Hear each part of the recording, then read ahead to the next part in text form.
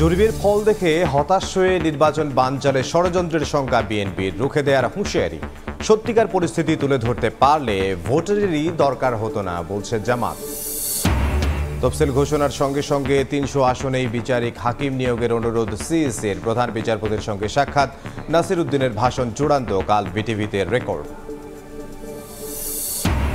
জুলাই আন্দোলন দমনে নৃশংসতা চালায় আওয়ামী লীগ, সেফ হোমে নিয়ে নির্যাতন। ট্রাইব্যুনালে হাসনাতের সাক্ষ্য। গুমের মামলায় শেখ হাসিনার অভিযোগ গঠনের আদেশ ১৪ ডিসেম্বর। কারাগারে আবারও আয়নাবাজি। গাজীপুরে বন বিভাগের মামলায় আসামির পরিবর্তে জেল খাটছেন অন্যজন। দায় এড়াতে আদালতকে তড়ি ঘড়ি করে চিঠি কারা কর্তৃপক্ষের।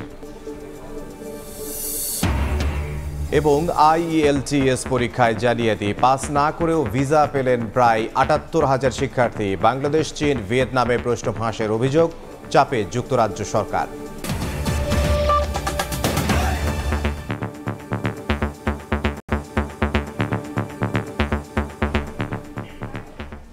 সময় সংবাদের সঙ্গে আছে আমি ইমদাদুল হক।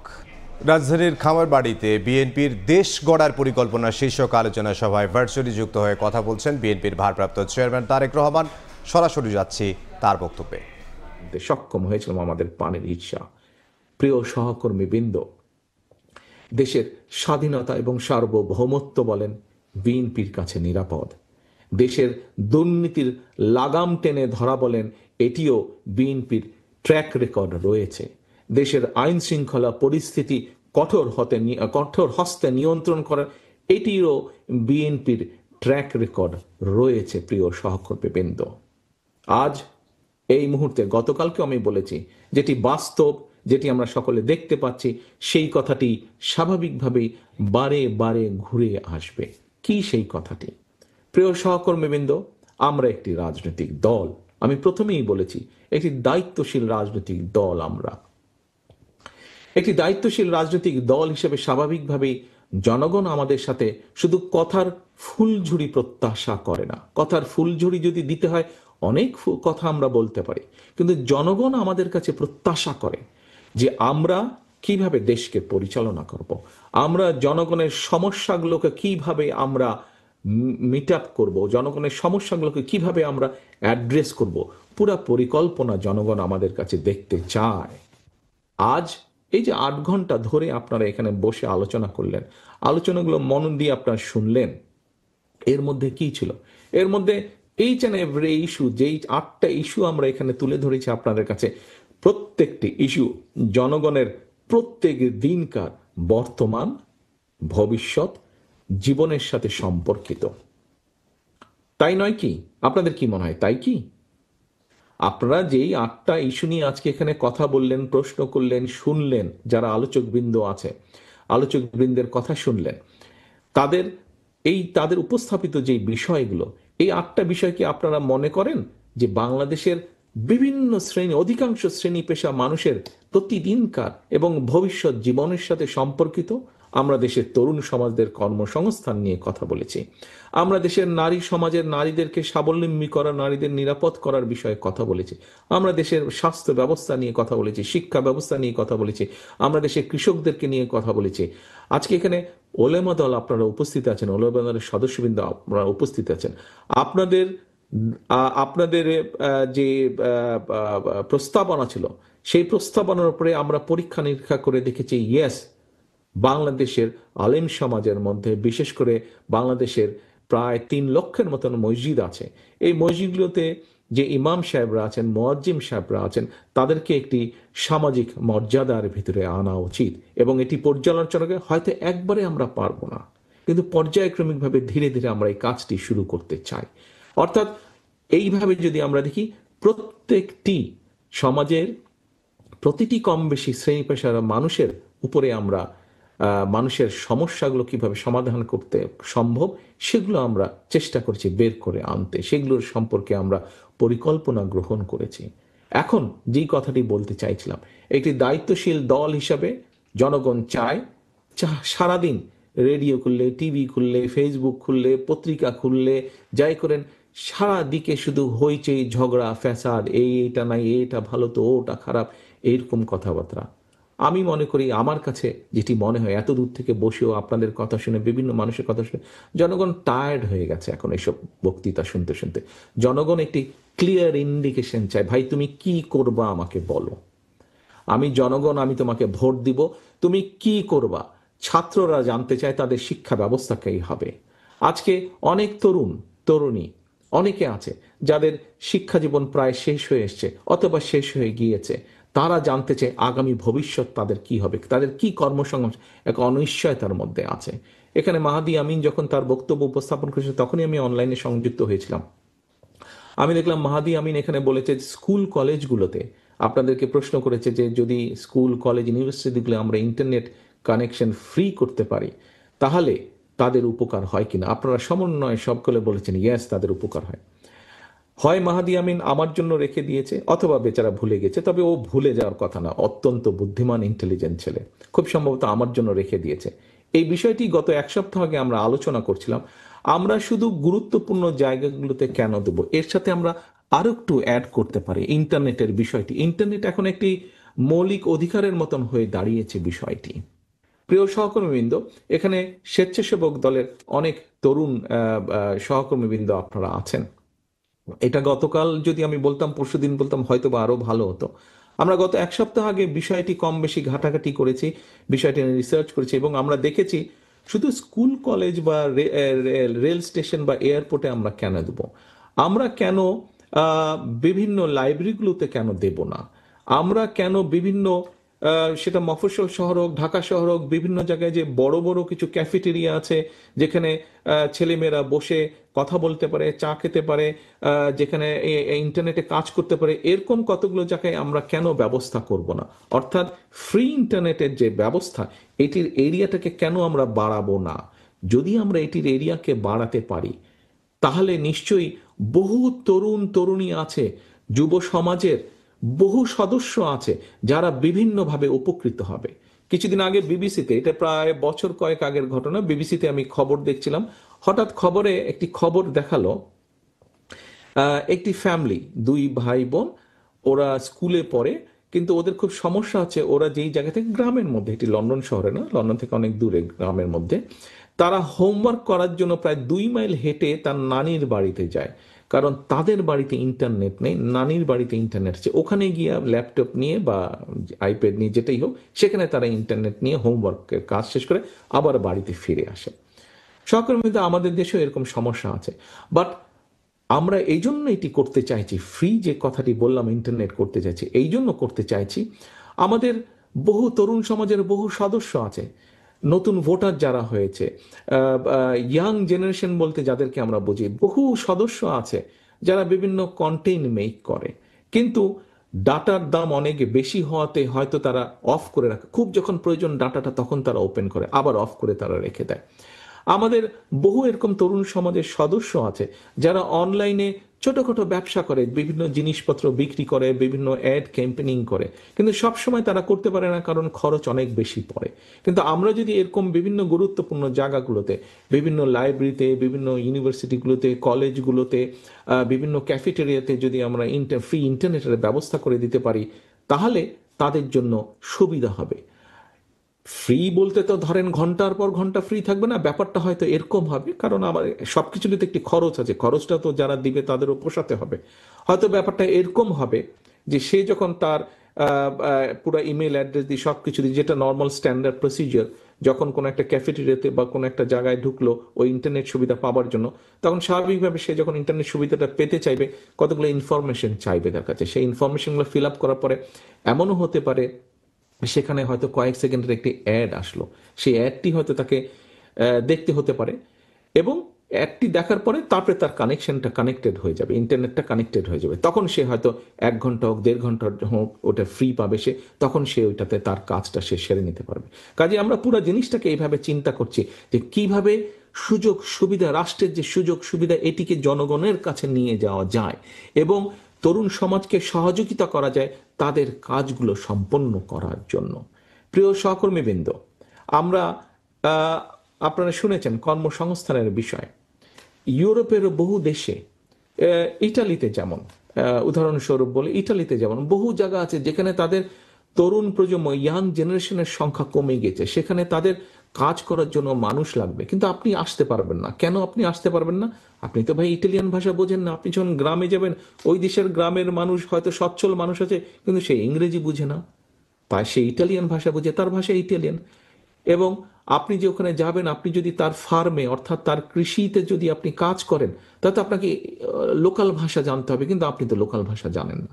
আমরা চাইছি আমাদের তরুণ সমাজকে, সে শহরেই থাকুক গ্রামেই থাকুক, তরুণ সমাজকে, আপনারা শুনেছেন যে বাংলাদেশ থেকে বছরে 8 থেকে 10 লক্ষ মানুষ যায় বিদেশে, কিন্তু এর মধ্যে প্রায় 7 লক্ষ মানুষ যারা যায় আনস্কিল লেবার যায়, আনস্কিল ওয়ার্কার যায়। আমরা এই যে যাওয়ার পরিমাণ, এদেরকে আমরা ট্রেনিং দিতে চাচ্ছি। জাপানে কৃষিতে মানুষ প্রয়োজন, জাপানে হেলথ কেয়ারের মানুষ প্রয়োজন, ইউরোপের বিভিন্ন দেশে হেলথ কেয়ারের মানুষ প্রয়োজন। এখানে আমাদের তরুণরা যেতে পারে, ছেলেরা যেতে পারবে, মেয়েরা যেতে পারবে, কিন্তু ভাষা শিক্ষা একটি বিরাট ব্যাপার হয়ে দাঁড়িয়েছে। আমরা পরিকল্পনা নিয়েছি, নিশ্চয়ই আপনারা ডিটেইল পরিকল্পনায় শুনেছেন, আমরা পরিকল্পনা নিয়েছি যে আমরা এরকম টেকনিক্যাল ইনস্টিটিউশন, ভোকেশনাল ইনস্টিটিউশন আমরা জেলা পর্যায়ে, বিভাগ পর্যায়ে পর্যন্ত শুরু করব, যারা ভাষা শিক্ষা দিবে। এবং কয়েকটি ভাষা আমরা স্কুল লেভেলে, কয়েকটি ভাষা আমরা কম্পালসারি করে দিব, বাচ্চারা নিজেরা চয়েস করে নেবে সে কোনটা শিখবে। ইংরেজির সাথে তৃতীয় আরেকটি ভাষা তাকে শিখতেই হবে, যাতে করে সে ভবিষ্যতে যদি মনে করে সে বিদেশে যাবে, সে যে কোনো কাজ করতে পারবে। ভোকেশনালের কতগুলো সাবজেক্ট আমরা কম্পালসারি করে দেবো যে এগুলো তাকে শিখতেই হবে। অর্থাৎ একজন বাচ্চাকে শিশু অবস্থা থেকে আমরা তাকে ইন্ডিপেন্ডেন্ট করে গড়ে তুলতে চাই। খেলাধুলা তাকে করতে হবে। আমিনুল আপনাদের সামনে তুলে ধরেছে যে আমরা শুধু ডাক্তার বানাবো তা না, আমরা শুধু ইঞ্জিনিয়ার বানাবো তা না, আমরা শুধু উকিল ব্যারিস্টার বানাবো তা না, আমরা খেলোয়াড় পর্যন্ত তৈরি করব। আমরা দেশে একজন খেলোয়াড়, প্রফেশনাল খেলোয়াড় আমরা তৈরি করতে চাই। সে দেশে খেলবে, সে বিদেশে খেলবে। বিদেশে শুধু ডাক্তার দেশে সুনাম বয়ে নিয়ে আসবে তা না, শুধু ইঞ্জিনিয়ার দেশে সুনাম বয়ে নিয়ে আসবে তা না, শুধু ব্যবসায়ী দেশে সুনাম বয়ে নিয়ে আসবে তা না। একজন খেলোয়াড়, একজন ব্যক্তি খেলোয়াড়, সে ছেলে হোক মেয়ে হোক। আপনারা দেখেছেন মেয়েরা কি সুন্দর এশিয়ান ফুটবলে তারা দেশের জন্য সম্মান বয়ে নিয়ে এসেছে। আপনারা দেখেছেন ক্রিকেটে কিভাবে বিশ্ব দরবারে বাংলাদেশের ইয়াং ছেলেরা, ইয়াং ক্রিকেটাররা কিভাবে সম্মান বয়ে নিয়ে এসেছে। আমরা অন্যগুলোতেও চেষ্টা করতে পারি, যেগুলোতে আমাদের পক্ষে সম্ভব আমরা সেগুলোতে চেষ্টা করবো। আমরা প্রফেশনাল খেলোয়াড় গড়ে তুলবো, তারা বিদেশে খেলবে। একটি সময় পরে যখন তারা খেলতে পারবে না, স্বাভাবিক, খেলোয়াড়রা বেশি দিন খেলতে পারে না, কারণ শারীরিক একটি বিষয় থাকে, তখন তারা দেশের বা বিদেশের বিভিন্ন ইনস্টিটিউশনে কোচ হিসাবে বা প্রশিক্ষক হিসেবে তারা তখন দায়িত্ব পালন করতে পারবে। অর্থাৎ প্রত্যেকটি জেনারেশনকে, প্রত্যেকটি ভবিষ্যৎকে আমরা সেভাবে গড়ে তুলতে চাই। প্রিয় সহকর্মীবৃন্দ, আপনারা কম বেশি আলোচনার সময় 8 ঘন্টার মধ্যে, পুরো 8 ঘন্টার কথাকে আমার হাফ এন আওয়ারের মধ্যে নিয়ে আসতে হচ্ছে, তো সেই জন্য আমি সংক্ষেপে বলছি। সহকর্মীবৃন্দ, এই কাজগুলো যদি আমাদেরকে করতে হয়, আবার ঘুরে ওখানে চলে যাচ্ছে। আজকে যে আন্তর্জাতিক দুর্নীতি বিরোধী দিবস, রাজধানীর খামারবাড়িতে একটি জনসভায়, একটি সম্মেলনে তারেক রহমান ভার্চুয়ালি যুক্ত হয়ে বক্তব্য রাখছিলেন। আমরা সরাসরি সেটি দেখছিলাম। তারেক রহমানের বক্তব্যের সম্পূর্ণ অংশ দেখতে ভিজিট করুন সময় টিভির ফেসবুক পেজে। নির্বাচনী জরিপ নিয়ে হতাশ হয়ে কেউ কেউ ষড়যন্ত্রের আশ্রয় নিতে পারে বলে মন্তব্য করেছেন বিএনপির স্থায়ী কমিটির সদস্য নজরুল ইসলাম খান। বলেন, জনগণ তাদের ষড়যন্ত্র সফল হতে দেবে না। কৃষিবিদ ইনস্টিটিউটে আলোচনা সভায় দলটির সিনিয়র যুগ্ম মহাসচিব রুহুল কবির রিজভী দুর্নীতিমুক্ত সরকার গঠনের প্রত্যয় ব্যক্ত করেছেন। এদিকে প্রেস ক্লাবে আলোচনায় মতবিরোধ থাকলেও জুলাইয়ের ত্যাগ যাতে বৃথা না যায় সে আহ্বান জানিয়েছেন বিএনপি মহাসচিব মির্জা ফখরুল ইসলাম আলমগীর। গণঅভ্যুত্থান পরবর্তী দেশ গড়ার পরিকল্পনা নিয়ে বিএনপির 7 দিনব্যাপী আয়োজন। মঙ্গলবার সকালে রাজধানীর খামারবাড়ির কৃষিবিদ ইনস্টিটিউটে আলোচনা সভায় বক্তব্য রাখেন দলের শীর্ষ নেতারা। এ সময় বিএনপি দুর্নীতিমুক্ত সরকার গঠন করতে পারবে বলে মন্তব্য করেন দলের সিনিয়র যুগ্ম মহাসচিব রুহুল কবির রিজভী। বর্তমান সরকারের নির্বাচন নিয়ে কোনো ম্যান্ডেট না থাকলে তারা কোন ম্যান্ডেটের জন্য কাজ করছেন এমন প্রশ্নও তোলেন তিনি। জনগণের ভোটে নির্বাচিত হলে পরে যে বিএনপি যদি সরকার গঠন করে, তো বিএনপির প্রথম যে যুদ্ধ বা জেহাদ যেটা হবে সেটা হচ্ছে দুর্নীতির বিরুদ্ধে। একই অনুষ্ঠানে দলের স্থায়ী কমিটির সদস্য নজরুল ইসলাম খান বলেন, নির্বাচনী জরিপ নিয়ে হতাশ হয়ে কেউ কেউ ষড়যন্ত্রের আশ্রয় নিতে পারে, কিন্তু জনগণ তাদের মন স্থির করে ফেলেছে, তারাই ষড়যন্ত্র সফল হতে দেবে না। বেশি আসন এই নির্বাচনে কে পাবে, কোন দল? শতকরা ৬৬% উত্তরদাতা বলেছে বিএনপি।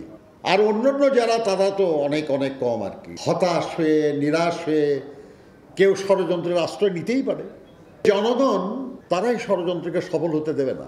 জাতীয় প্রেস ক্লাবে অধ্যাপক ডক্টর মাহবুবুল্লাহর নতুন 4 বইয়ের প্রকাশনা অনুষ্ঠানে বিএনপি মহাসচিব মির্জা ফখরুল ইসলাম আলমগীর বলেন, মতবিরোধ থাকলেও জুলাইয়ের ত্যাগ যাতে বৃথা না যায় সেদিকে খেয়াল রাখতে হবে। আমাদের মধ্যে মত পার্থক্য থাকবে, কিন্তু সেই মত পার্থক্য যেন আমাদের যে আশা, আমাদের যে স্বপ্ন, জুলাই আন্দোলনের মধ্য দিয়ে আমরা যে বিজয় অর্জন করেছি, এই যে ছেলেগুলো প্রাণ দিয়েছে তাদের যে আত্মাহুতি যেন বৃথা না যায়। আলোচনা সভায় অংশ নেন বিদ্যুৎ, জ্বালানি ও সড়ক উপদেষ্টা মোহাম্মদ ফজল কবির খান, বিপ্লবী ওয়ার্কার্স পার্টির সাধারণ সম্পাদক সাইফুল হক সহ লেখক, কৃষিবিদ এবং ইতিহাসবিদরা। আল আমিন তুষার, সময় সংবাদ, ঢাকা।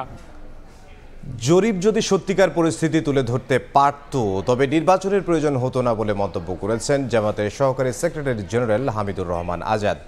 দুপুরে মগবাজারে দলের কেন্দ্রীয় কার্যালয়ে তিনি জানান, অতীতের অনেক জরিপ নির্বাচনের ফলাফলের সঙ্গে মেলেনি। ক্ষমতায় গেলে বিএনপি অপরাধ বন্ধ করবে এমনটা জনগণ বিশ্বাস করে না বলেও মন্তব্য করেন জামাত নেতা।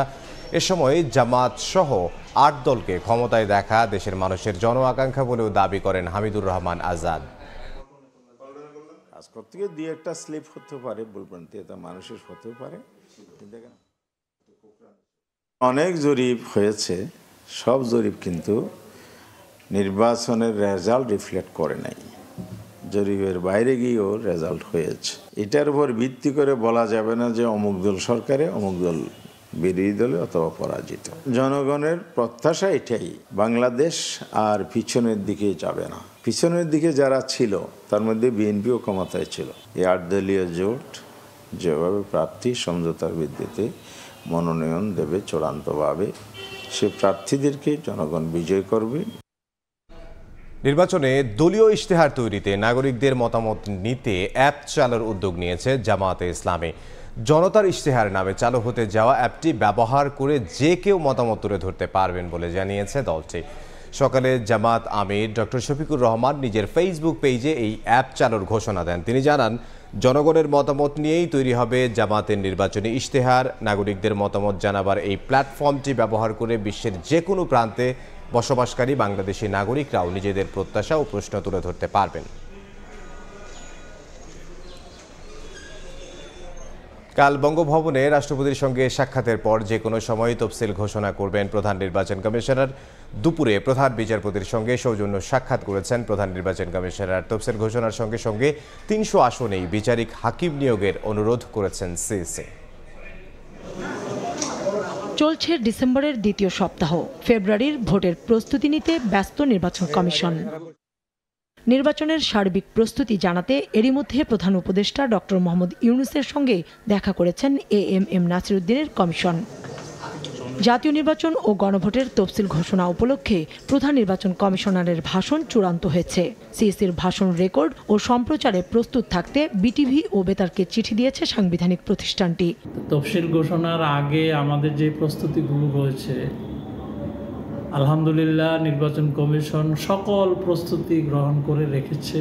এদিকে মঙ্গলবার দুপুরে প্রধান বিচারপতির সঙ্গে সৌজন্য সাক্ষাৎ করেন সিইসি।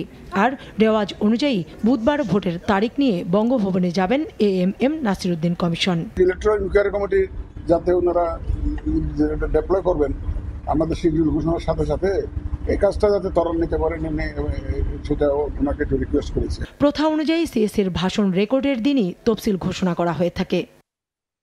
কাউসার চৌধুরী কুমু, সময় সংবাদ, ঢাকা। বেগম খালেদা জিয়ার শারীরিক অবস্থা এখনও অপরিবর্তিত। লন্ডন যাত্রা নিয়ে এখনও সিদ্ধান্ত নেয়নি মেডিকেল বোর্ড। আপাতত এভার কেয়ারেই চলছে চিকিৎসা। এই মুহূর্তে হাসপাতালটির সামনে আছেন সহকর্মী সানবির রূপল। সরাসরি যাব তার কাছে। রূপল, তারেক রহমানের স্ত্রী জুবাইদুর রহমান এখন এভার কেয়ার হাসপাতালে আছেন। বিকাল 3:30টার দিকে তিনি হাসপাতালে এসেছেন এবং 3:30টা থেকে এখনও অবধি এই হাসপাতালে তিনি আছেন এবং বেগম জিয়ার চিকিৎসার খোঁজ খবর নিচ্ছেন।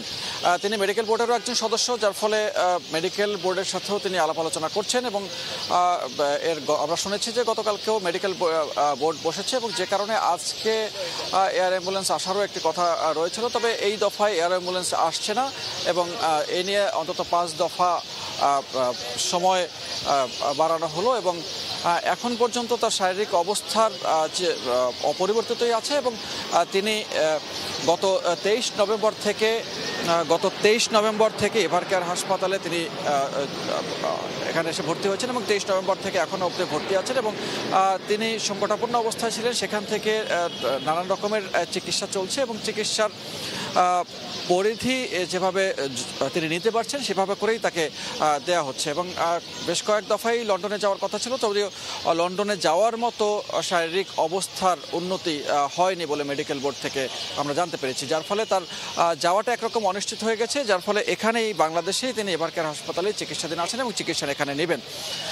আরেকটি বিষয় জানিয়ে রাখি, সেটি হচ্ছে তিনি দীর্ঘদিন থেকে liver cirrhosis, arthritis, diabetics, kidney জটিলতা, ফুসফুসের জটিলতা, অর্থাৎ নানান রকমের জটিলতা থেকে দীর্ঘদিন থেকেই ভুগছিলেন। তারপরও বিভিন্ন চিকিৎসার সেবার মাধ্যমে তিনি যতটুকু পেরেছেন এখন পর্যন্ত ভালোই ছিলেন এবং সবশেষ তিনি বাসায় ছিলেন। বাসা থেকেই হঠাৎ করে অসুস্থ হয়ে যাওয়ায় এখানে এসে ভর্তি হন এবং নিউমোনিয়ার প্রকোপটি তার শরীরে বেশ ভালোভাবে বিস্তার লাভ করেছে। সেখান থেকে তিনি ধীরে ধীরে অসুস্থতার চরম পর্যায়ে গেছেন। তো উদ্বেগ উৎকণ্ঠার সময় এখনও শেষ হয়নি এবং সবাই দেশবাসীও দোয়া করছেন এবং সবাই দোয়া করছেন যে তিনি যাতে সুস্থ হয়ে আবার রাজনীতির মাঠে ফিরে আসেন এবং রাজনৈতিক অভিভাবক হিসেবে দায়িত্ব পালন করেন। তো এখন পর্যন্ত এভারকেয়ার হাসপাতালের সামনে থেকে এই ছিল সবশেষ তথ্য। রাজধানীর এভারকেয়ার হসপিটালের সামনে থেকে সহকর্মী সানবীর রূপল। সময় সংবাদে আরও থাকছে।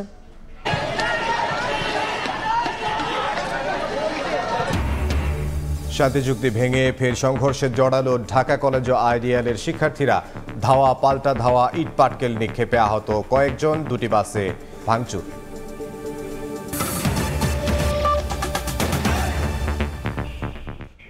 আবু সাইদ হত্যা মামলায় সাক্ষ্য দিলেন জুলাই আন্দোলনের অন্যতম সমন্বয়ক হাসনাত আব্দুল্লাহ। জবানবন্দিতে আন্দোলনের প্রেক্ষাপট, আইনশৃঙ্খলা বাহিনী, আওয়ামী লীগ, ছাত্রলীগের নৃশংসতা, সেফ হোমে নির্যাতনের বর্ণনা তুলে ধরেন তিনি। আবু সাইদ হত্যার সঙ্গে জড়িতদের শাস্তির দাবিও জানান এনসিপির এই নেতা। এদিকে গুমের মামলায় শেখ হাসিনা সহ 13 আসামির বিরুদ্ধে বিচার শুরু হবে কিনা সে বিষয়ে 14 ডিসেম্বর আদেশ দেবেন আদালত। শেষের দিকে জুলাই গণঅভ্যুত্থানের প্রথম শহীদ আবু সাইদ হত্যা মামলার সাক্ষ্য গ্রহণ। মঙ্গলবার সকাল 10টার দিকে আদালতে হাজির হন জাতীয় নাগরিক পার্টির নেতা ও জুলাই আন্দোলনের অন্যতম সমন্বয়ক হাসনাত আব্দুল্লাহ। 11টার দিকে শুরু হয় সাক্ষ্য গ্রহণ। জবানবন্দিতে আন্দোলনের প্রেক্ষাপট, আইনশৃঙ্খলা বাহিনী, আওয়ামী লীগ ও ছাত্রলীগের নৃশংসতার চিত্র তুলে ধরেন হাসনাত। আবু সাইদ হত্যার সঙ্গে জড়িতদের শাস্তির দাবিও জানান তিনি। মৎস্য ভবন এবং আন্তর্জাতিক মাতৃভাষা ইনস্টিটিউটের মাঝে একটা ঘর আছে, বাইরে থেকে মনে হয় যে এটা পরিত্যক্ত, যেটাকে সেফ হাউস নামে ডাকা হয়। সেখানে আমাদের সারা রাত ভোর ব্যাপী আমাদেরকে জিজ্ঞাসাবাদ করা হয়। আমরা যেন বলি যে আমরা আন্দোলন প্রত্যাহার করে নিয়েছি, তাহলে আমাদের লাইফ সেটেল করে দিবে। সারা দিন ব্যাপী আমাদেরকে নির্যাতন করা হয়। গণমাধ্যম, বিচার বিভাগ সহ রাষ্ট্রের বিভিন্ন প্রতিষ্ঠানকে ব্যবহার করে শেখ হাসিনা ফ্যাসিবাদ কায়েম করেছিলেন। এখনও সেই প্রবণতা লক্ষ্য করা যাচ্ছে। এনসিপি জনগণের শক্তি নিয়েই ক্ষমতায় যেতে চায় বলেও মন্তব্য করেন দলটির এই নেতা। জনগণ যদি আমাদেরকে ম্যান্ডেট দেয়, জনগণকে যদি তারা যদি মনে করে আমরা ক্ষমতায় যাওয়ার উপযোগী আমরা যাইতে চাই, কোনো মিডিয়াকে নিয়ন্ত্রণ করার মধ্য দিয়ে, ব্যুরোক্রেসিকে নিয়ন্ত্রণ করার মধ্য দিয়ে, মিলিটারিকে নিয়ন্ত্রণ করার মধ্য দিয়ে, পাশের দেশ ভারতের কনসেন্ট নিয়ে আমরা কোনো ক্ষমতায় যেতে চাই না। এদিন ট্রাইব্যুনাল 1-এ আওয়ামী লীগের আমলে জেআইসি সেলে 26 জনকে গুম করে নির্যাতনের মামলায় হাজির করা হয় গ্রেফতার 3 সেনা কর্মকর্তাকে। সাবেক প্রধানমন্ত্রী শেখ হাসিনা সহ 13 আসামির বিরুদ্ধে বিচার শুরু হবে কিনা সে বিষয়ে 14 ডিসেম্বর আদেশ দেবেন আদালত। তদন্ত আদালত আর্মি করে 8 জনকে আসামি পাইলেন, আর এই তদন্ত করে ফরমাল চার্জে 2 জনকে পাইলেন না, এই কারণে আমি ডিফেক্টিভ বলেছি মাননীয় ট্রাইব্যুনালে। 13 জন আসামির প্রত্যেকের বিরুদ্ধে সরাসরি সম্পৃক্ততার অভিযোগ রয়েছে, যেটা আমরা কোর্টে চার্জের আকারে সাবমিট করেছি এবং আমাদের যে 39 জন সাক্ষী রয়েছেন, এই সাক্ষী যখন কোর্টের সামনে আসবেন এবং অন্যান্য যে সমস্ত ডকুমেন্ট উপস্থাপিত হবে, তখন এটা দিনের আলোর মতো পরিষ্কার হয়ে যাবে যে এই আসামিরা কে, কখন, কিভাবে, কোন সময়ে এবং কি মাধ্যমে এই অপরাধের সাথে সম্পৃক্ত ছিলেন। আসামিদের বিরুদ্ধে 2015 সালের 22 অক্টোবর থেকে 2024 সালের 5 আগস্ট পর্যন্ত সময়ে 26 জনকে গুম, অপহরণ, নির্যাতনের সুনির্দিষ্ট 5টি অভিযোগ এনেছে প্রসিকিউশন। আফজাল হোসেন, সময় সংবাদ, ঢাকা। জুলাই অভ্যুত্থানে অজ্ঞাত শহীদদের পরিচয় শনাক্তে রায়ের বাজারে তৃতীয় দিনের মতো মরদেহ উত্তোলন শেষ হয়েছে। সকাল 9টা থেকে বিকেল 4টা পর্যন্ত চলে কার্যক্রম। সিআইডি ও বিদেশি ফরেনসিক টিম 2 দিনে 6টি মরদেহ উত্তোলন, ময়নাতদন্ত এবং ডিএনএ নমুনা সংগ্রহ করেছে। এ নিয়ে গত 3 দিনে 12 জনের মরদেহ উত্তোলন করা হয়। রাজধানীর রায়ের বাজার কবরস্থানে জুলাই গণঅভ্যুত্থানে শহীদ হওয়া অজ্ঞাতনামা 114 জনের মরদেহ উত্তোলনের কাজ গত রোববার শুরু করেছে সিআইডি। ঢাকা জেলা প্রশাসন, পুলিশ ও ঢাকা উত্তর সিটি কর্পোরেশন সহ সহায়তা করছে আর্জেন্টাইন ফরেনসিক বিশেষজ্ঞ ডাক্তার লুইস ফন্ডে ব্রিডার ও জাতিসংঘের মানবাধিকার কমিশন। আদালতের নির্দেশে আন্তর্জাতিক প্রোটোকল মেনে শহীদদের মৃতদেহ উত্তোলন করা হচ্ছে বলে জানিয়েছে সিআইডি। মঙ্গলবার সকালে শুরু হয়েছে তৃতীয় দিনের কার্যক্রম। মরদেহগুলো প্রথমে কবর থেকে উঠিয়ে ময়নাতদন্তের পর ডিএনএ নমুনা সংগ্রহ করে ফের ধর্মীয় রীতি মেনে দাফন করা হচ্ছে বলে জানিয়েছে সিআইডি। নমুনা সংগ্রহ করা হয়েছে, তাদের এই ডিএনএর সাথে তাদের ডিএনএ ম্যাচ করে যদি পরিচয় শনাক্ত হয় তাদেরকে আমরা ডেড বডিগুলো দিয়ে দিব। তৃতীয় দিনে অজ্ঞাত 6 জনের মরদেহ উত্তোলন করা হয়েছে। এ নিয়ে রোববার থেকে মঙ্গলবার পর্যন্ত 12 জনের মরদেহ উত্তোলন করা হয়েছে। 7 তারিখে প্রথম দিনে আমরা 2টা লাশ উত্তোলন করেছি, 8 তারিখে 4টা এবং আজকে 6টা। টোটাল আমরা 12টা ডেড বডি উত্তোলন করতে পেরেছি। এখন পর্যন্ত পরিচয় জানতে 7টি শহীদ পরিবারের 11 জন স্বজন তাদের ডিএনএ নমুনা দিয়েছেন। নমুনার সঙ্গে অজ্ঞাতনামা মরদেহের নমুনা মিলিয়ে পরিচয় নিশ্চিত করার কাজ চলছে। তাসনিয়া নিশাত মিম, সময় সংবাদ, ঢাকা। এবার গাজীপুর জেলা কারাগারে ধরা পড়েছে আয়নাবাজি। বন বিভাগের মামলায় অভিযুক্ত সাত্তারের পরিবর্তে কারাগারে আছেন সাইফুল নামের আরেক ব্যক্তি। সময় সংবাদের অনুসন্ধানে উঠে এসেছে চমকে ওঠার মতো এই তথ্য। বিষয়টি তড়িঘড়ি করে আদালতকে চিঠি লিখে জানিয়েছে কারা কর্তৃপক্ষ। জুনায়েদ রুবেলের ছবিতে মেহেদি হাসানের রিপোর্ট। গাজীপুরের কালিয়াকৈর উপজেলার ফুলবাড়িয়া রেঞ্জ অফিস। গেল 9 সেপ্টেম্বর এই এলাকার বন থেকে সরকারি গাছ কাটার সময় হাতে নাতে কয়েকজনকে আটক করেন বন কর্মকর্তারা। পরে দেশীয় অস্ত্রের মুখে পিছু হটলেও জড়িতদের বিরুদ্ধে মামলা করে বন বিভাগ। তাদের কাছে ধারালো দা কোড়াল থাকায় তাদেরকে আসলে সেভাবে গ্রেপ্তার করতে পারি নাই, কিন্তু তাদের ফেলে যাওয়া এই যে কিছু আলামত আর হচ্ছে আপনার লাকড়িযোগ্য চারা গাছ এগুলো উদ্ধার করি। এ ঘটনার 3 মাস পর গত 7 ডিসেম্বর আদালতে হাজিরা দেয় প্রধান আসামি সাত্তার মিয়া। অভিযোগ আমলে নিয়ে তাকে কারাগারে পাঠান বিচারক। কিন্তু সময় সংবাদের অনুসন্ধান বলছে, যে সাত্তারের থাকার কথা কারাগারে, তিনি দিব্যি ঘুরে বেড়াচ্ছেন নিজ এলাকাতেই। সরজমিনে দেখা যায় বাড়িতে নেই সাত্তার। মুঠোফোনে যোগাযোগ করলে তিনি জানান ব্যবসায়িক কাজে অবস্থান করছেন মাওনা এলাকায়। যদিও আদালতের নথি বলছে এই মুহূর্তে তার থাকার কথা গাজীপুর জেলা কারাগারে।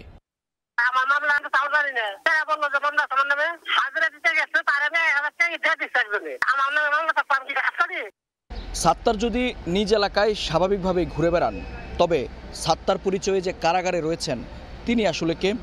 আবার আদালত, পুলিশ, কারা কর্তৃপক্ষ সবকিছু পেরিয়ে ভিন্ন একজন ব্যক্তি সাত্তার পরিচয়ে কিভাবেই বা প্রবেশ করলেন এই জেলা কারাগারে?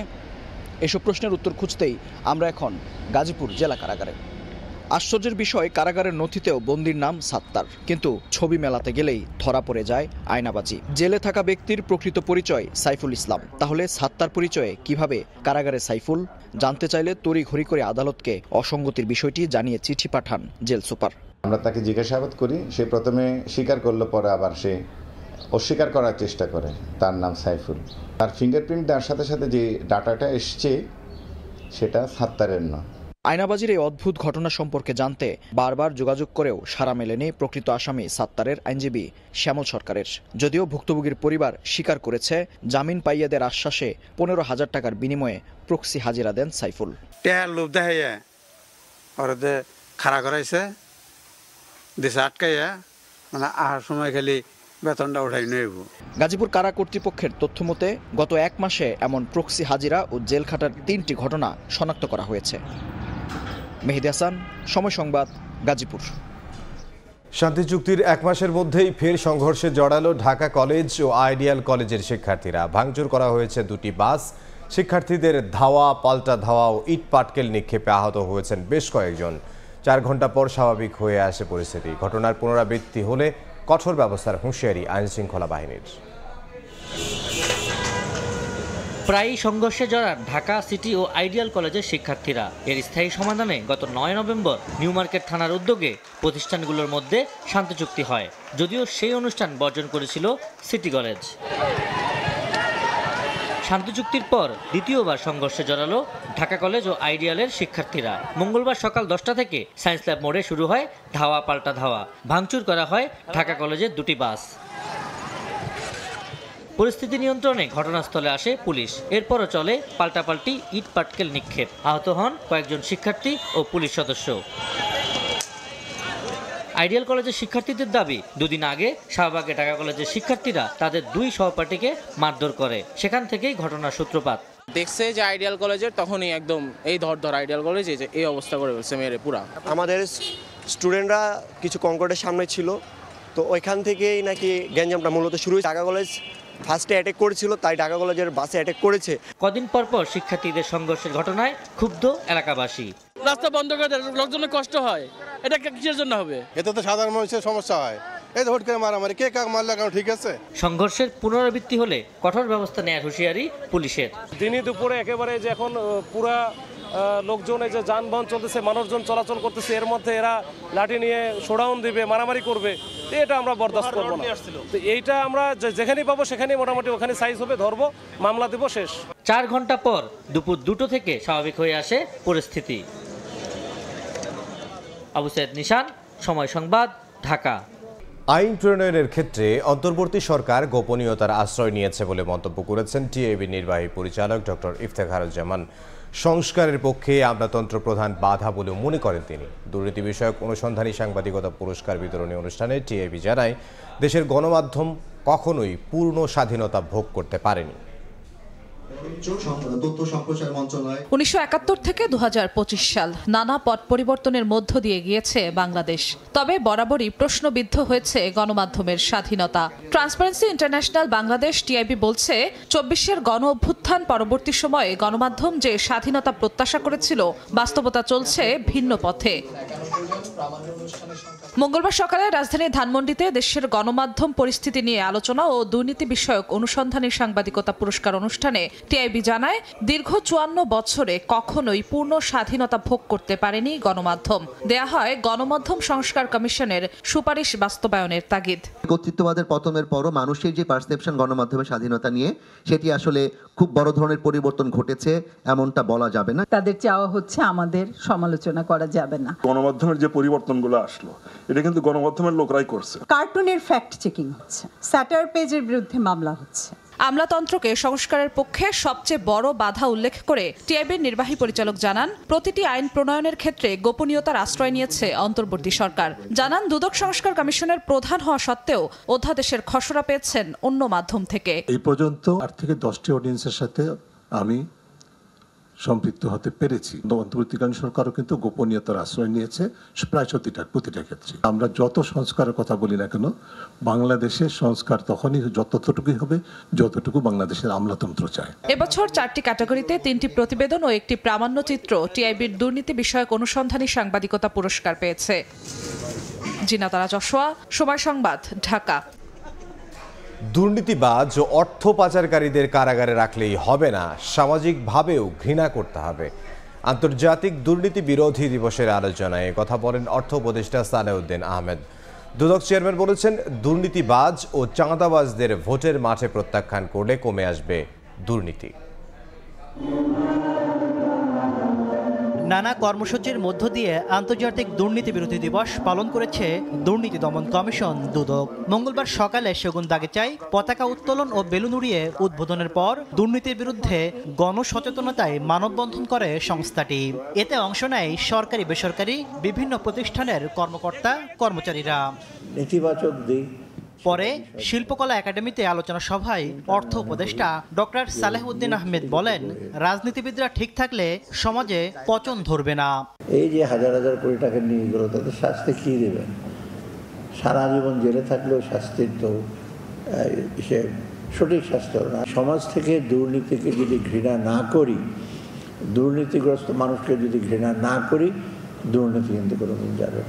নির্বাচনে কালো টাকা ছড়াছড়ি ও দুর্নীতিবাজদের লাগাম টেনে ধরতে হবে উল্লেখ করে সাধারণ মানুষকে সচেতন হওয়ার আহ্বান জানান দুদক চেয়ারম্যান। আমরা যদি আমাদের শাসন করার জন্য দুঃশাসকদের রাখি, আমরা যদি সঠিক লোককে নির্বাচন না করি, যারা দুর্নীতিগ্রস্ত, যারা সন্ত্রাসী, যারা চাঁদাবাজ, তাদের যদি রাখি, তাহলে আমরা কেমন করে সুশাসন পাবো? গত 15 বছরের অপরাধী তারা যখন পালিয়ে যাচ্ছেন, পালিয়ে যাওয়ার সময় আমাদের রাজনৈতিক এলিটরা তার সাথে যুক্ত, তারা তাদের সীমান্ত পার করে দিয়েছেন এবং বিনিময়ে কোটি কোটি টাকা নিয়েছেন। এটা আমার মনে হয় প্রকাশ্যে বলার সময় এসেছে।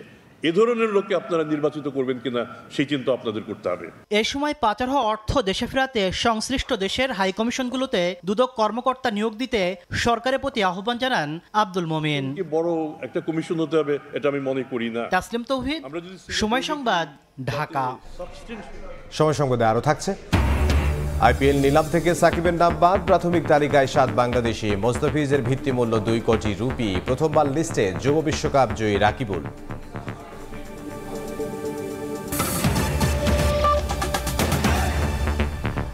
দেশে বৈধভাবে মোবাইল ফোন আমদানিতে শুল্ক কমানোর বিষয়ে সিদ্ধান্ত নেবে সরকার। আদেশ পেলেও এনবিআর তা বাস্তবায়ন করবে বলে জানিয়েছেন সংস্থাটির চেয়ারম্যান। বলেন, শুল্ক ছাড় দেয়া হলেও তা হবে স্বল্প সময়ের জন্য।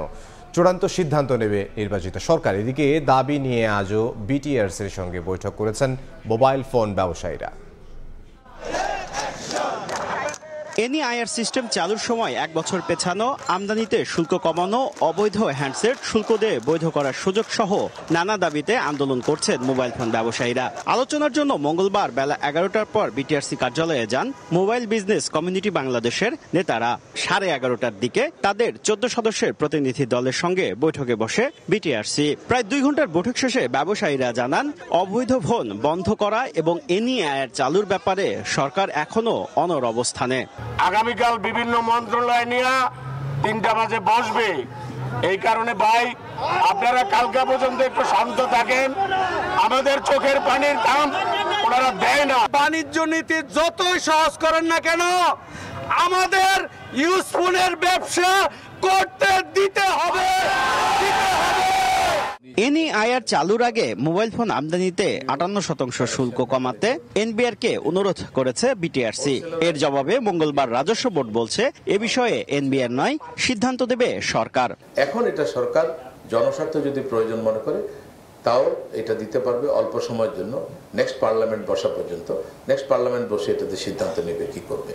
আমরা যদি মনে করি দেশের বৃহত্তর স্বার্থে এটা করার প্রয়োজন এবং আমাদের রাষ্ট্রের নীতি নির্ধারকরা যদি এই ব্যাপারে সিদ্ধান্ত নিতে বলেন, আমরা পজিটিভ।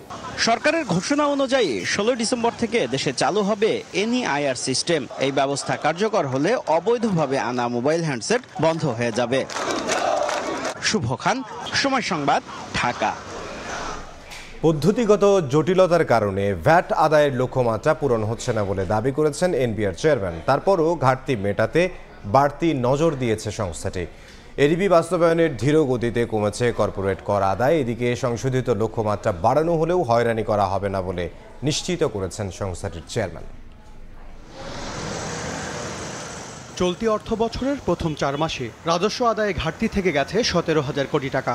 এরপরও দেশের ইতিহাসে প্রথমবারের সংশোধিত লক্ষ্যমাত্রায় 54,000 কোটি টাকা বাড়ানোর সিদ্ধান্ত নিয়েছে সরকার। তবে একে চ্যালেঞ্জ হিসেবে দেখছেন না রাজস্ব আদায়ে পিছিয়ে থাকা এনবিআর চেয়ারম্যান। কালেকশন টার্গেট সবসময় চ্যালেঞ্জিং।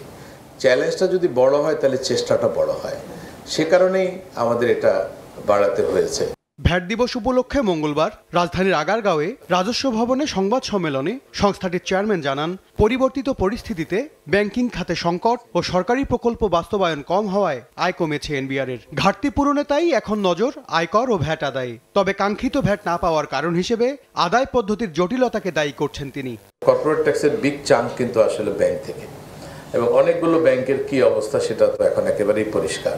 ফলে আমরা কিন্তু ব্যাংক থেকে বড় একটা ধাক্কা খেয়েছি। আমরা এনাফ ট্যাক্স কিন্তু কর্পোরেট ট্যাক্স ওখান থেকে পাই নাই। ডেভেলপমেন্ট বাজেটের ইমপ্লিমেন্টেশনও আশানুরূপ কিন্তু হয়নি, সেখান থেকে আমাদের বড় একটা ট্যাক্স কালেকশন কিন্তু কমছে। এ সময় এলডিসি উত্তরণ ঘিরে শুল্ক কাঠামোতে বড় পরিবর্তন আনার কথা জানান এনবিআর চেয়ারম্যান। বলেন, কাস্টম হাউস কেবল নিরাপত্তা নিশ্চিত করবে, অটোমেশন পদ্ধতিতে আদায় হবে কর, এতে কমবে হয়রানি। আমরা যে এলডিসি গ্রাজুয়েশনে যেতেই হবে, যদি আমরা সেখানে যাই তাহলে আমাদের বর্তমান যে ডিউটি স্ট্রাকচার আছে সেটা কিন্তু রাখা যাবে না। প্রতি বছরই চেষ্টা করছি ধীরে ধীরে ডিউটি কমানোর, এবং এটা আরো কমে যাবে। এনবিআর চেয়ারম্যান জানান, ঢালাওভাবে নয়, যারা কর ফাঁকি দিচ্ছে কেবল তাদেরকেই চাপ দেওয়া হচ্ছে। একইভাবে আমার লোকাল ইন্ডাস্ট্রিকে সাপোর্ট দেওয়ার জন্য। MS আরিফিন, সময় সংবাদ, ঢাকা। গুলশানে ইইউ রাষ্ট্রদূতের বাসায় সাক্ষাৎ শেষে কথা বলছেন বিএনপির স্থায়ী কমিটির সদস্য আমির খসরু মাহমুদ চৌধুরী। আমরা সরাসরি যাচ্ছি সেখানে। সুবিধা অসুবিধা তারা ফেস করছে বাংলাদেশে। আগামী দিনে বিএনপি যদি ক্ষমতায় আসে তাদের সাথে আমাদের সম্পর্কটা কি হতে পারে সেটাও আলোচনায় আসছে। বাংলাদেশের অর্থনৈতিক কর্মকাণ্ডে আগামী দিনে তাদের ভূমিকা, তাদের বিনিয়োগ, তাদের বাংলাদেশের সাথে ট্রেড, যে বিশ্বের যে আইন মেনে চলার যে একটা গ্লোবাল অর্ডারের মধ্যে সেই বিষয়টা যাতে আমরা নিশ্চিত করতে পারি কিনা আগামী দিনে। আর এখানে যেগুলো ওভার রেগুলেটেড ইস্যুগুলো আছে, যে ইজ অফ ডুইং বিজনেস, ব্যবসার মধ্যে যে বাধাগুলো আছে এগুলো দূর করার জন্য বিএনপির চিন্তা ভাবনা কি, এগুলো আলোচনায় আসছে। আর কি সেবা আর কিছু আছে। সুষ্ঠু নির্বাচনের স্বার্থে আপনারা কি বলেছেন, আপনারা কি বলেছেন? নির্বাচন নিয়ে নিশ্চয়ই আলোচনা হয়েছে, সামনে নির্বাচন, আপনারা কোন বিষয়গুলো তুলে ধরেছেন আর তারা প্রতি উত্তরে কি বলেছে? না, ওরা তো জানতে চাচ্ছে, মানে এই প্রত্যুত্তরের ব্যাপারটা না, এখানে কথা হচ্ছে নির্বাচনকে যাতে আমরা সুষ্ঠু একটা গ্রহণযোগ্য নির্বাচন করে দেশে গণতন্ত্র পুনঃপ্রবর্তনের যে বিষয়টা, এটা সকলের একটা ইচ্ছা। ওরাও পোষণ তো আমাদের তো বহুদিন ধরে আন্দোলনই করছি এটার জন্য। সুতরাং এই বিষয়ে আমাদের প্রস্তুতি কি আছে, তারপরে আগামীর বাংলাদেশে আমি যেটা আগেও বলেছি যে আগামীর বাংলাদেশে আমাদের যে রাজনীতিতে সহনশীলতা, পরস্পরের প্রতি সম্মানবোধ, যে একটা অস্থিরতা মাঝে মধ্যে দেখা যায় কিছু কিছু রাজনৈতিক গোষ্ঠী যারা একটা কি বলবো, শব্দটা কি যেন, এক্সট্রিম কথাবার্তা আর কি, কথাবার্তার মধ্যে যে একটি অরাজনৈতিক আচরণ, এটা তো নিশ্চয়ই সবাই লক্ষ্য করছে। তো সেদিকে আছে এবং বিভিন্ন গোষ্ঠীর উপর আক্রমণ হচ্ছে, সেটাও আলোচনায় আসছে। তো আমাদের রাজনীতিতে স্থিতিশীল তো ফিরিয়ে আনতে হলে তো এই বিষয়। সরাসরি ছিলাম গুলশানে ইইউ রাষ্ট্রদূতের সঙ্গে সাক্ষাৎ শেষে কথা বলছিলেন বিএনপির স্থায়ী কমিটির সদস্য আমির খসরু মাহমুদ চৌধুরী। তার বক্তব্য পুরোটা দেখতে ভিজিট করুন সময় টিভির ফেসবুক পেজে। এবার রংপুর বিভাগের খবর।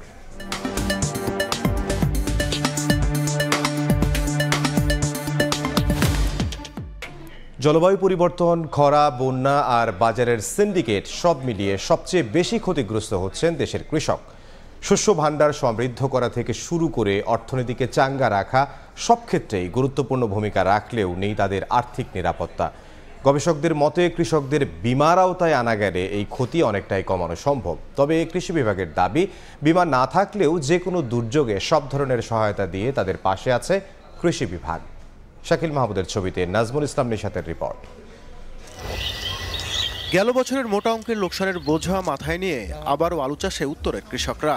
আশা এতটুকু, যদি দর ভালো পান তাহলে হয়তো কিছুটা কমবে লোকসানের বোঝা।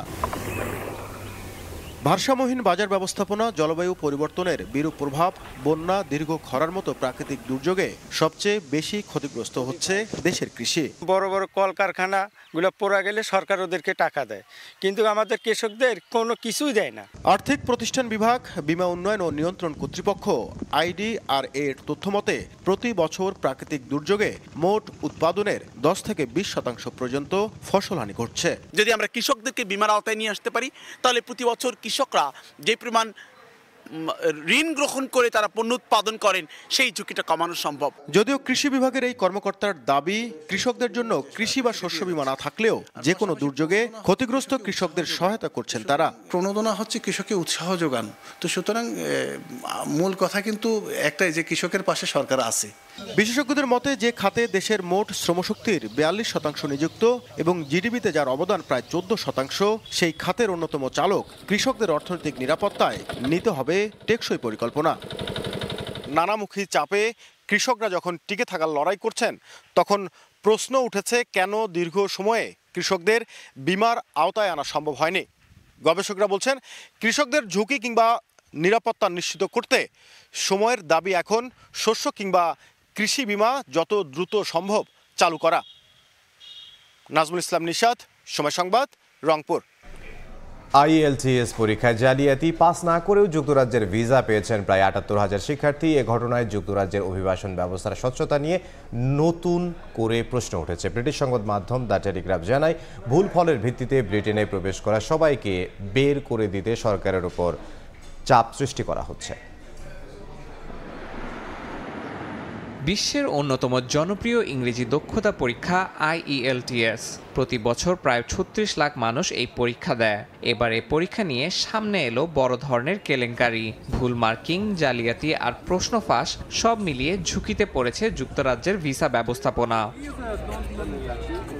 ব্রিটিশ সংবাদ মাধ্যম দ্য টেলিগ্রাফ এক প্রতিবেদনে জানায়, ২০২৩ সালের আগস্ট থেকে ২০২৫ সালের সেপ্টেম্বর পর্যন্ত ব্রিটিশ কাউন্সিল পরিচালিত পরীক্ষার প্রায় ৮০,০০০ ফল ভুল এসেছে।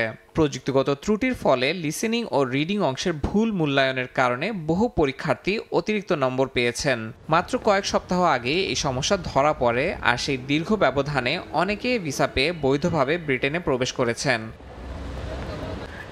ব্রিটিশ বিশ্ববিদ্যালয়গুলোতে উচ্চ টিউশন ফি দাতা বিদেশি শিক্ষার্থীদের ইংরেজি দুর্বলতা উপেক্ষার অভিযোগ পুরনো। কিছু প্রভাষক বলছেন ৭০% বিদেশি ছাত্র বা কর্মী পর্যাপ্ত ইংরেজি জানেন না। ন্যাশনাল হেলথ সার্ভিস বা NHS এর পরিস্থিতি আরও ঝুঁকিপূর্ণ। কিছু সেবাকর্মীর দুর্বল ভাষা জ্ঞান রোগীর নিরাপত্তাকে সরাসরি হুমকিতে ফেলছে বলেও আশঙ্কা প্রকাশ করা হচ্ছে।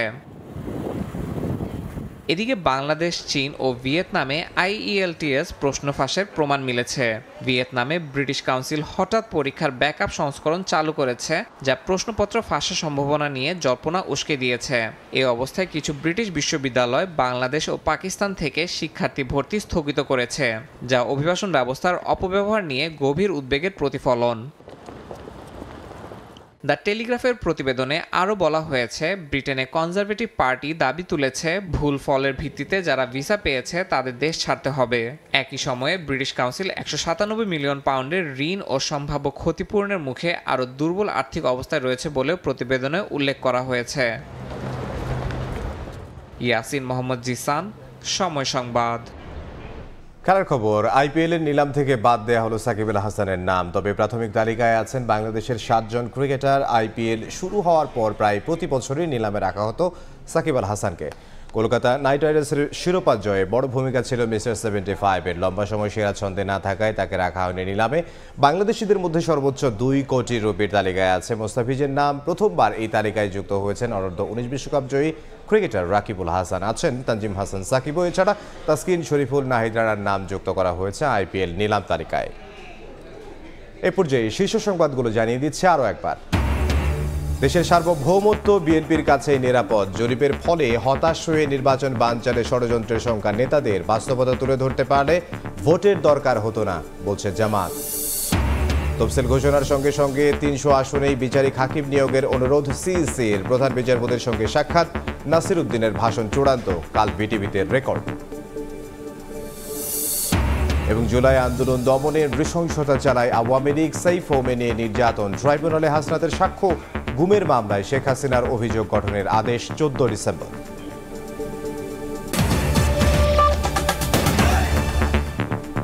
এই ছিল 5টার সময় সংবাদে। এরপর বাংলার সময়ের সঙ্গে থাকবেন সহকর্মী ওমর ইনান। ধন্যবাদ ইমদাদ। বাংলার সময় নিয়ে আসছে কিছুক্ষণ পর, সঙ্গে থাকুন সময়।